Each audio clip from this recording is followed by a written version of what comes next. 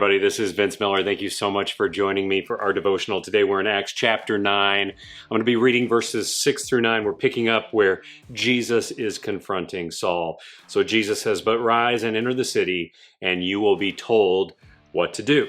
The men who were traveling with him, that Saul, stood speechless, hearing the voice but seeing no one. Saul rose from the ground, and although his eyes were opened, he saw nothing. So they led him by the hand and brought him into Damascus.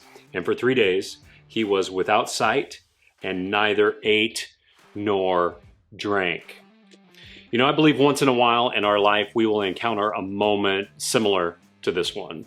A moment we are confronted by some catastrophic physical event that will change our spiritual perspective forever. And these moments are memorable, because the audible and the visual experiences are undeniably divine. They will, without a doubt, rattle us to the core.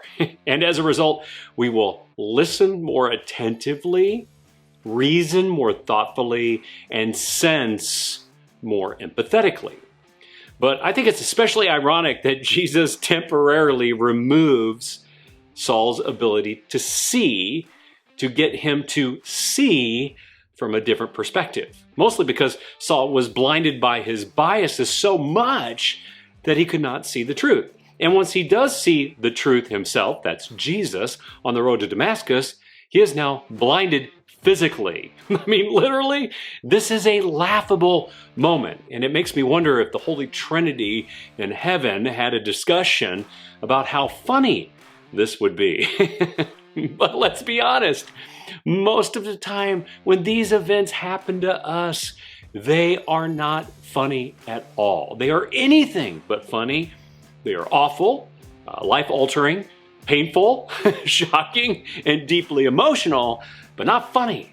And thus, when we live in the midst of these moments, we often have to let someone else lead, take us by the hand, and guide us while we spend time in reflection, processing the divine nature of what has just happened to us that has changed us, literally forever.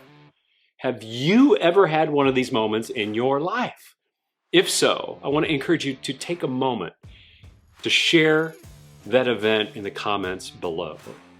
You know, these moments that we have in our life are really testimonies of God's divine work in our life.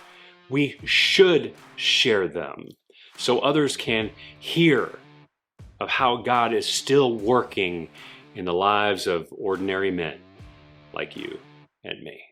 So take up that challenge today. If you enjoyed this devotional, I would encourage you to share it with someone you know. And I'll see you right back here again tomorrow.